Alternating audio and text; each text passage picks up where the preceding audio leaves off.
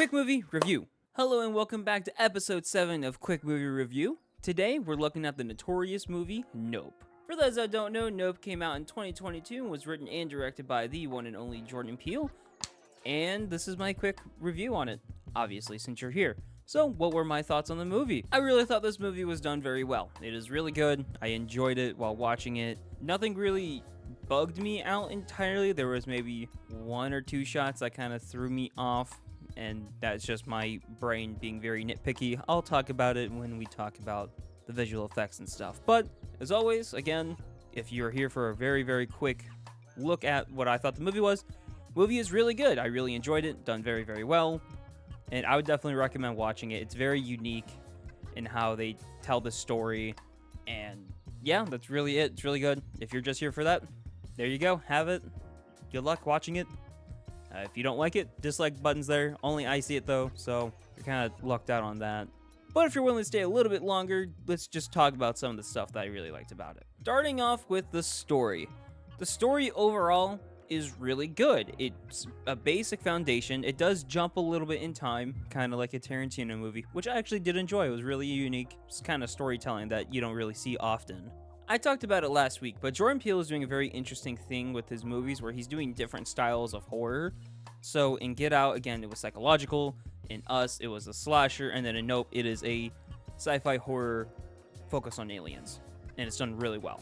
I really like how he decided to do two different branches of stories in this. One of, the main event of OJ and M's side and dealing with the alien. And then also dabbling into Stephen Young character's Ricky's past with the sitcom show is done very, very well. It also helps kind of change up the mood a little bit. So we're getting a small different types of pacing. And it's done very, very well. With Ricky's story, it's very gruesome and also done very well. It feels like an actual horror short that you would see on air or even just on YouTube more like. But it's done very well, and you really see that his character really is trying to say that it was oh yeah, it was an experience, it was good. But then realistically he's probably be like, that was messed up, dude. Oh my god. And he kind of packs it in, and you can kind of see that in his eyes when he's daydreaming and stuff about the event. And it's just done very, very well. Stephen Young also brings the character to life very well. Jacob Kim does a really good job, as I just quickly looked it up. He does very good at being a young Ricky, and they did very good with the casting of trying to have him look like Stephen Young. It's done very well. And the fact that this kid can, portray a terrifying kid, surprisingly, it's done very well. He did a really good job. Just his side story kind of adds to the movie, even though it's not really important to the story, but it adds a lot of character development for him and kind of background for him, because he's not really a main character, but he is one of the characters that, is in the movie. Yeah, you thought I was going to spoil it? You thought. But the normal side of the alien was done very, very well. The only issue I have with it is I wish I had more Keith David in it, because I'm a very big Keith David fan. Oh my god, he is one of the greatest voice actors of all time, and also, obviously actors. But I kind of wish there was more of him, but it makes sense that he wasn't in the movie the whole time because, of his character. And small spoiler, he does die. Big sad.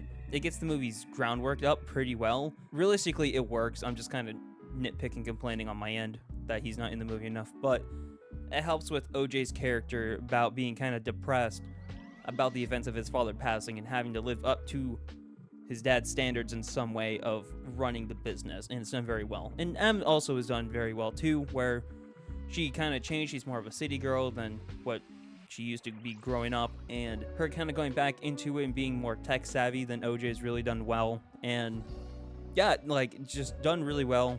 All the characters are done very well, so I keep saying that weirdly. Daniel Kaluuya and Keke Palmer do very, very well in this movie. I'm sorry if I botched your names, but they're done very, very well. They're really good at acting. Daniel Kaluuya was in Get Out, so he has that connection with Jordan Peele, so he kind of understands what kind of characters he needs for Jordan Peele, and it's done very, very well. Even Osgood Perkins does a really good job in this acting, even though he's barely in it, and he's acting. So if you don't like his directing, boom, there you go. Nope is the perfect movie for you. I know someone who would definitely enjoy learning that, but he would probably still hate Osgood Perkins. Michael Wincott surprised me, honestly, of being in this movie.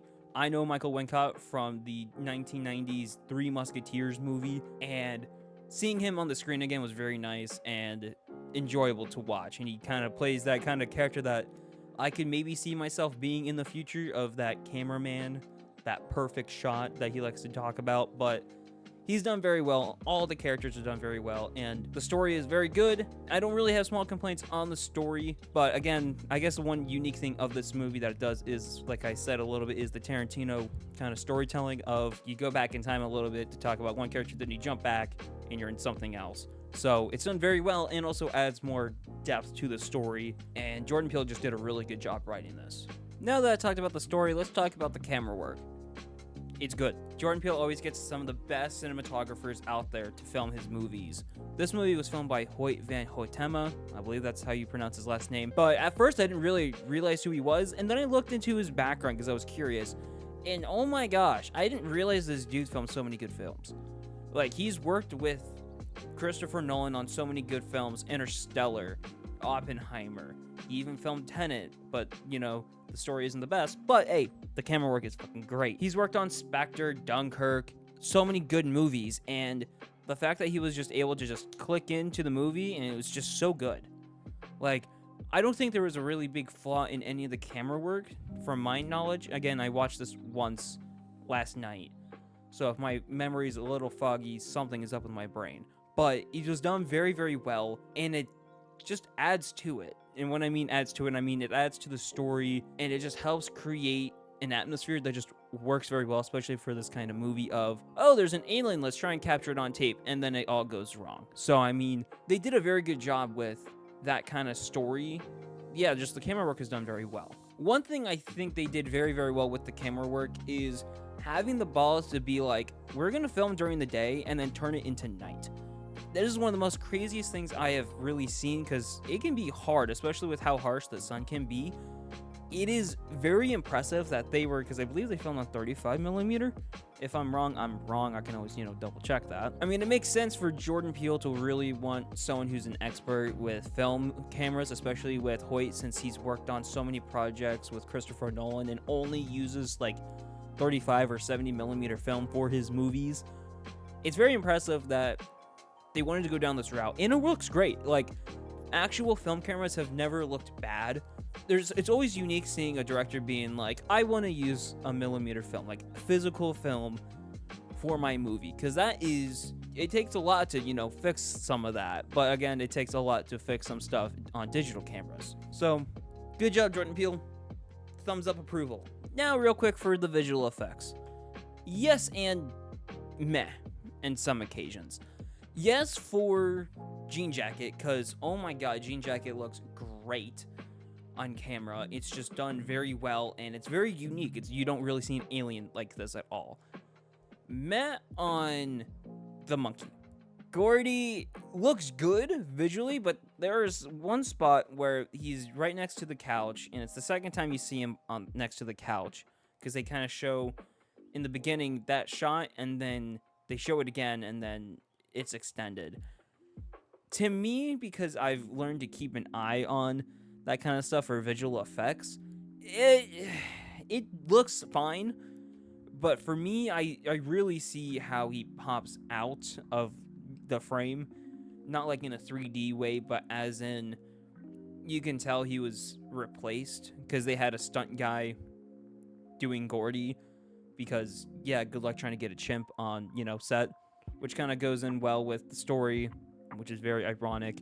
It looks very finicky at some points, but that could just be me kind of complaining. But Jean Jacket overall just looks great. I really only have issues with, again, the monkey. Now, I guess for the final thing to talk about, the music. They don't really bring up a lot of music in this movie. The music is very interesting that they have, like, I wear my sunglasses at night, but it's done well. It's very minimal, because this movie really is kind of a quiet film at some points to kind of, bring in the realism in it of what do we do.